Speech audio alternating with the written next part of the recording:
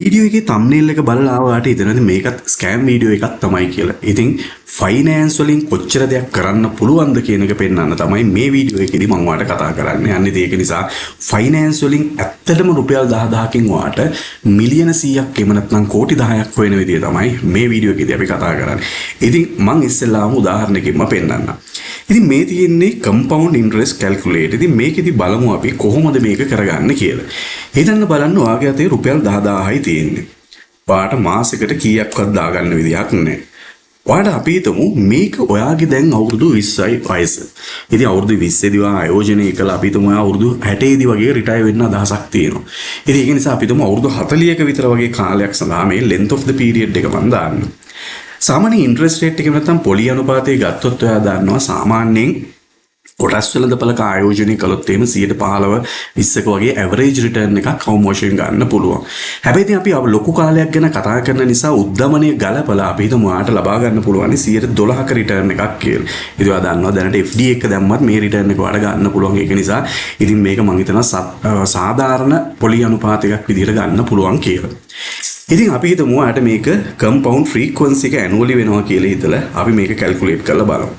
ඉතින් ඔන්න ඔයා රුපියල් 10000යි ආයෝජනය කරන්න ඉස්සෙල්ලාම ඔයාට මේක ඔයාගේ කාලෙත් එක්ක බලන්න ඔයාට අවුරුදු 40 වෙනකොට ඔයාට මේකේ ලක්ෂ 9,30,000ක එහෙම නැත්නම් මිලියන එක සැලරියක් හොයාගන්න පුළුවන්.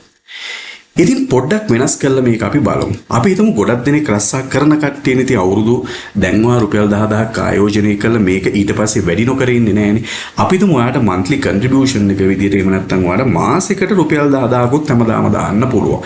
ඉතින් මං හිතනවා පොඩි රස්සාවක් කරත් ඔයා මාසෙට රුපියල් 10000ක් ආයෝජනය කරගන්න පුළුවන් කියලා. අපි තුමු අනිත් ඒවා මොකුත් වෙනස් වෙන්නේ නැහැ කියලා. ඉතින් දැන් බලමු මේකට මොකද වෙන්නේ කියලා. ඉතින් මේක මම කැල්කියුලේෂන් එක දෙන්නම් බලන්න ඔයාට මාසෙකට රුපියල් 10000යි ආයෝජනය කරන්න ඕන.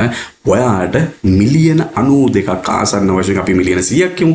ඒ කියන්නේ කෝටි 10ක් ඔයාට ගන්න පුළුවන් අවුරුදු 20 ඉඳලා පටන් ගත්තොත් අවුරුදු 60 වෙනකොට ඔන්න ඔයාට මිලියන 100ක් හොයා ගන්න පුළුවන්. ඉතින් මේක ඔයාට බලන්න පුළුවන් මෙන්න මේ කියන කර්ව් එක ගත්තොත් මේකට අපි කියනවා compound interest calculation curve එක කියලා. ඉතින් මේකෙදි බලන්නවා ආයෝජනය කරලා තියෙන අවුරුදු 40ටම ලක්ෂ 48යි. හැබැයි කියන්නේ කෝටියක්වත් ආයෝජනය කළා නැහැ උනාට ඔයාට අවුරුදු 40 යනකොට ඔයාට මිලියන 92ක් වෙනකන් ඔයාගේ ගිහිල්ලා තියෙන ආසන්න වශයෙන් කියන්නේ මිලියන 100ක් ඒ කියන්නේ කෝටි 10ක් වෙනකන් ඔයාට ඔන්න යන්න පුළුවන්. ඉතින් මේකෙන් අපි හිතමු ලක්ෂ 50ක් කියලා හිතමු. ලක්ෂ 50යි ලක්ෂ 100යි අපිට ලක්ෂ මෙතන මිලියන කෝටි 100යි කියන එකයි ගත්තොත් 10යි කියන එකයි ගත්තොත් ඔයාට ගාණ හදා ගන්න පුළුවන්.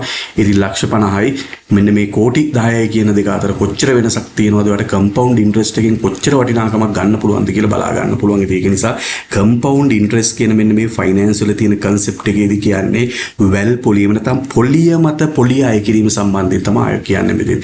ඒ කියන්නේ උදාහරණයක් විදිහට ඔයාට පළාතේ ලක්ෂයක් තියෙනවා නම් ඔයාලා ලක්ෂයට 10%ක ඔයාට පොලියක් ලැබෙනවා නම් ඔයාට 10000යි තමයි පොලිය ලැබෙන්නේ අවුරුද්දට. හැබැයි ලක්ෂයට ඔයා ඊළඟ අවුරුද්දේ ආයෝජනය කරනකොට මේ ලක්ෂය මූලික ආයෝජනය ඊළඟ 10000 කියන 110000ටම ආයසරයක් 10%ක් ඔයාට ලැබෙනවා. ඒකට ඊළඟ අවුරුද්දට පොලිය 11000ක් බවට පත් වෙනවා. ඉතින් 11000යි 10000යි දෙකම එකතු කරලා වගේ 121000 වෙනවා. මේකට 10%ක් ආපුවම ඊළඟ සැරේ තව 12000 ගානක පොලියක් එනවා. මෙන්න මේ විදිහට පොලියටත් පොලිය එකතු වෙලා අපි එකතු වෙන එකට අපි කියනවා මෙන්න මේ compound interest කියලා කියනවා. ඉතින් ඔයාට එනම් හිතා ගන්න පුළුවන් ලක්ෂ ගණන් ආයෝජනය කරන්න අවශ්‍ය නැහැ. ඔයා මිලියනපතියෙක් වෙන්න, කෝටිපතියෙක් වෙන්න. ඔයාට අවශ්‍ය වෙන්නේ රුපියල් 10000ක ආයෝජනයක් විතරයි. ඉතින් අපි තුමාට මේ ඉනිෂියලිස්ට් රුපියල් 10000ක් නැහැ කියලා අපි තුමු මේක රුපියලක් කියලා ගමුකෝ අපි ඕන. මොන දැන් ඔයා ඉනිෂියල් රුපියලයි ආයෝජනය කරන්නේ. අපි තුමු බලන්න මෙන්න මේක දැන් මේක ආයෝජනය කරන්නේ නැහැ ඔයා. මේක අපි වෙනස් කරලා ගමු. ඉස්සෙල්ලාම ආයෝජනයේ බිඳුවක් විදියට අරගෙන මේ කැල්කියුලේෂන් එක කරලා ඒක නිසා ඔයාලට බලා ගන්න පුළුවන් මේකෙදි මිලියන 92 ලොකු වෙනසක් වෙන්නේ නැහැ. ඉතින් ඔයාලට මේ interest calculation compound interest calculation එකේදී කියන්නේ විශේෂයෙන්ම ඔයාට පුළුවන් තරම් ඔයා ආයෝජනයක් කරන්න ඕන. ඉතින් කවුරු හරි පුද්ගලයෙක් ඉන්නවා නම් අපි හිතමු අවුරුදු කාට හරි ආයෝජනය කරන්න පුළුවන් රුපියල් ලක්ෂය ගානේ මාසෙට. ඉතින් ලොකු වැඩ උපක් ලැබෙන කෙනෙකුට අනිවාර්යයෙන්ම ලක්ෂයක් ආයෝජනය කරන්න පුළුවන්. ඉතින් මෙයා ලක්ෂයක් ආයෝජනය කළොත් අවුරුදු 40ක් යනකොට මෙයාට කීයක් ගන්න පුළුවන් වේද? බලන්න ඔයාට මිලියන 921ක මුදලක් ඔයාට ගන්න පුළුවන්. ආසන්න වශයෙන් 1 බිලියන් ගන්න පුළුවන් ඔයාට. ඉතින් පොඩි ගණන් නෙවෙයි. ඉතින් මේකෙදි මේ compound interest calculation එකේදී ඔයාලට බලා ගන්න පුළුවන්. ඉතින් ඔන්න ඔය විදිහට ලොකු පොඩි මුදලක් ආයෝජනය කළා ඔයාට ගන්න පුළුවන් කියන කාරණය. හැබැයි මෙතන මතක තියාගන්න ඕන මම ඔයාලට කිව්වා රුපියල් 10000ක් ආයෝජනය කළා මාසෙකට 10000ක් ආයෝජනය කරොත් ඔයාට අවිලා අවුරුදු 40ක් ගියොත් තමයි ඔය මිලියන 100 ගන්න පුළුවන්. අපි තුමු අවුරුදු 20යි ආයෝජනය කරේ කියලා. එහෙනම් මිලියන 100 නවර මිලියන 50ක් විතර ගන්න පුළුවන් වෙන්න එපා. බලමු අපි කැල්කියුලේෂන් එක දාලා මිලියන 50ක් විතර මේකට ගන්න පුළුවන් වේද කියලා. බලන්න මේකෙදි ගන්න පුළුවන් මිලියන 8ක් විතරයි. ඇයි බලන්න ඔයාලට පැහැදිලිව පේනවා එහෙනම් මොකද අවුරුදු ගාන තමයි මේ ආයෝජනයේදී විශේෂයෙන්ම compound interest calculation එකේදී වැදගත් වෙන්නේ. ඔයා වැඩි කාලයක් ආයෝජනය කළොත් වැඩි ප්‍රතිලාභයක් ගන්න පුළුවන්. මේකේ අවුරුදු ගාන වැඩි වෙලා අන්තිම කාලෙදී තමයි compounding එකෙන් ලොකු බලපෑමක් ඔයාට ගන්න පුළුවන්.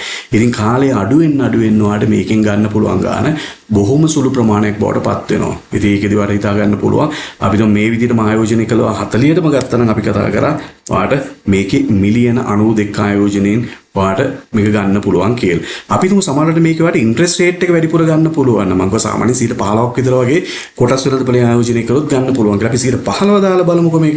රුපියල් 10000 ගානේ ආයෝජනය කරන්නේ බලන්න ඔයාට දැන් මිලියන 216ක් කෝටි 21ක් වෙනකන් යන්න පුළුවන්. මං හිතන ඕනෑම කෙනෙකුට කොටස් වෙළඳ බලයේදී මිලියන මෙන්න මේ 15ක රිටර්න් එකක් අනිවාර්යයෙන්ම හදන්න පුළුවන්. ඔයා ට්‍රේඩ් කරන්න අවශ්‍යතාවයක් නැහැ. ඔයා ලොන්ග් ටර්ම් ඉන්වෙස්ට් කරලා මෙන්න මේ විදිහට ආයෝජනයක් කරොත් එහෙම ඔයාට බලන්න මිලියන 216ක කෝටි 21ක මුදලක් අවුරුදු 60 වෙනකොට ඔයාට දාගන්න පුළුවන්. ඉතින් මේකෙන් ඔයාට අනිවාර්යයෙන්ම අවුරුදු 60 වෙනකොට ඔයාට හොඳ ස්ථීර ඔයාට රිටයර්මන්ට් ප්ලෑන් එකකට යන්න පුළුවන්. ඉතින් මම හිතනවා මේක නිසා මෙන්න මේ compound interest කියන එක ෆයිනෑන්ස් කැල්කියුලේෂන් වලදී ෆයිනෑන්ස් වලදී ගොඩක් වැදගත් වෙනවා. ඉතින් ඔන්න ඕක තමයි මට මේ වීඩියෝ එකේ දාලා විශේෂයෙන්ම කියන්න ඕනේ. පොඩි මුදලක් ආයෝජනය කරලා ඔන්න ඔය විදිහට තමයි ඔයාට කෝටිපතියෙක් වෙන්න. ඉතින් අවුරුදු 20ක් වෙන්න පුළුවන්, 30 වෙන්න පුළුවන්, 40 වෙන්න පුළුවන්. ඔයා අවුරුදු කීයේ හිටියත් ඔයා try කරන්න ඕනේ ඔයාට මෙන්න මේ වගේ තියෙන factors වලින් එකක් හරි වෙනස් කරන්න බලන්න. ලේසිම දේ තමයි පොඩි වයසක් තියෙනවා නම් අනිවාර්යෙන්ම වාගේ මෙන්න මේ length of the time in years කියන එක එහෙම නැත්නම් අවුරුදු ගාන වෙනස් කරන්න බලන්න. එහෙම නැත්නම් ඔයා අනිවාර්යෙන්ම ගන්න return එක වැඩි return එකක් ආයෝජනය කරන්න පුළුවන් විදියට ඔක හදාගන්න. එහෙමත් නැත්නම් හොඳම වැඩේ තමයි monthly contribution එක වැඩි කරන්න ඕනේ.